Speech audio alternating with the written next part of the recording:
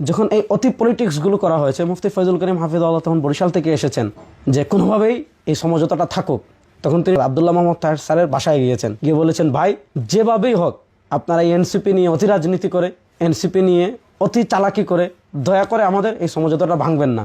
এনসিপিকে যখন ওনারা ওনাদের মতো করেছেন, ধারণ করেছেন, এনসিপিকে যখন ওনারা ওনাদের মতো আসন দিয়েছেন, তখন আমরা দেখেছি যে ওনাদের আগের যে বক্তব্য, সেই বক্তব্য আর বর্তমান বক্তব্য অনেক ডিফারেন্স। এখন আর ওনারা শরিয়ার কথা বলেন না, এবং খ্রিস্টান প্রতিনিধিদের সাথে ওনারা স্পষ্ট ভাষায় বলেছেন যে খ্রিস্টান প্রতিনিধি এসে বাহির হয়ে যে বক্তৃতা দিয়েছে যে ক্ষমতায় গেলে ওনারা শরিয়া প্রতিষ্ঠা করবেন না, ওনারা পরে প্রতিবাদ দিয়েছেন, দিয়ে কি বলেছেন যে দেশের যে সিস্টেমেই চলছে এই সিস্টেমেই রাষ্ট্র চলবে, সংখ্যাগরিষ্ঠ মানুষের মতামত ছাড়া ওনার রাষ্ট্রের কোনো বিধান পরিবর্তন করবেন না।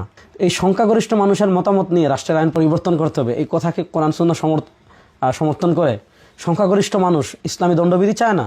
আমাদের দেশে যারা পলিসি মেকিংয়ের জায়গায় আছে তারা কখনো ইসলামী দণ্ডবিধি চাইবে না, যে চুরি করলে, কেউ রাষ্ট্রের টাকা চুরি করলে, দুর্নীতি করলে, দেশের টাকা বিদেশে পাচার করলে, ব্যাংক ডাকাতি করলে, শেয়ার বাজার ডাকাতি করলে ইসলাম তার শাস্তি দিচ্ছে হাত কাটা, এটা তারা কখনো চাইবে না। তারা কিসাস চাইবে না, তারা হুদুদ চাইবে না, তারা তাজিরাত চাইবে না, তারা ইসলামী অর্থনীতি চাইবে না, তারা ইসলামী দণ্ডবিধি চাইবে না। কারণ ইসলামী দণ্ডবিধি থাকলে তারা দেশকে খেতে পারবে না, চুষে খেতে পারবে না, বিদেশে টাকা পাচার করতে পারবে না। তাইলে আপনি তারা চাইবে না যারা পলিসি মেকিংয়ের জায়গায় আছে, আপনি কি তখন এটা মেনে নেবেন? এটাই কি ইকামতের দিন? আর এটা কি ইসলামী শরিয়া? আর এটা কি ইসলাম? এই সকল বিষয়কে সামনে রেখে ইসলামী আন্দোলন বাংলাদেশ সিদ্ধান্ত নিয়েছে যে আপনি যা বলবেন তাই আমাদের মানতে হবে। আপনি যেখানে নির্বাচনের কথা বলবেন সেখানেই আমাদের নির্বাচন করতে হবে। আপনি যতটা আসনে বলবেন ততটা আসনেই আমাদের নির্বাচন করতে হবে। আপনি যাই বলবেন তাই আমাদেরকে মানতে হবে। অসকল মোড়লগুলি ইসলামী আন্দোলন অতীতেও মানেনি, অসকল নিজে যা মন চায় অতি রাজনীতি আপনি আপনার মতো করেন, কিন্তু ইসলামী আন্দোলন এই অতি পলিটিক্সে নেই, অতীতেও করেনি, এখনও করে না, সামনেও করবে না। এই জন্য দেশবাসীর কাছে আমি এই কথাগুলো এজন্য বললাম যে অনেকে মনে করছেন যে ইসলামী আন্দোলন বাংলাদেশ অনেক ক্ষতিগ্রস্ত হয়ে যাবে।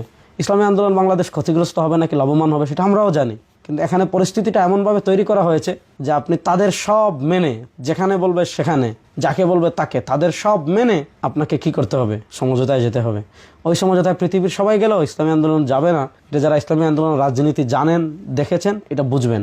আরেকটা কথা বলে বিশ্বাস করি, আমাদের মুফতি ফয়জুল করিম হাফিজাহুল্লাহ, যাকে আমরা শায়খে চরমনাই হিসাবে সারা বাংলাদেশের মানুষ চিনি, তাকে, তার চিন্তা, তার চেতনা, এবং আমরা সকলেই জানি যখন এই অতি পলিটিক্সগুলো করা হয়েছে, মুফতি ফয়জুল করিম হাফিজাহুল্লাহ তখন বরিশাল থেকে এসেছেন যে কোনোভাবেই এই সমঝোতাটা থাকুক।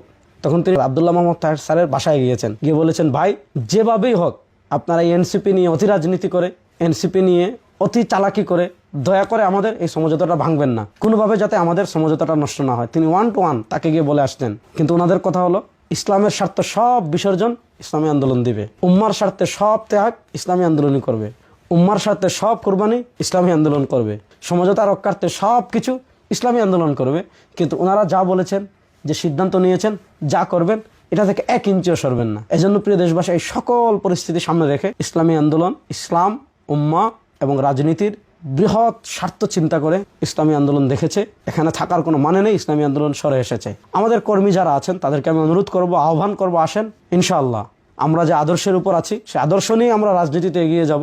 আমাদের আমিরের সিদ্ধান্তের উপর আমরা চূড়ান্ত আনুগত্য প্রদর্শন করে আমরা যেখানে আছি সেখান থেকে আমরা ইসলামী আন্দোলনের যে নির্বাচনী ইশতেহার আসছে সেই ইশতেহার নিয়ে আমরা মানুষের ঘরে ঘরে পৌঁছে যাব। আমি সবসময় বলি, আমরা যেই নিয়তে নামাজ পড়ি, যেই নিয়তে রোজা রাখি, যেই নিয়তে হজ করি, যেই নিয়তে জাকাত দেই, যেই নিয়তে তাহাজ্জুদ পড়ি, ওই নিয়তেই আমরা ইসলামী আন্দোলন করি। সুতরাং ইসলামী আন্দোলনের রাজনীতিতে অতি ধূর্ততা, অতি চালাকি, অতি পলিটিক্স এগুলো ইসলামী আন্দোলনের রাজনীতিতে নেই। আমরা যেভাবেই চলছি সেভাবেই এগিয়ে যাব ইনশাআল্লাহ। একদিন না একদিন এদেশে ইসলাম বিজয় হবেই হবে। আসসালামু আলাইকুম ওয়া রাহমাতুল্লাহি ওয়া বারাকাতুহু।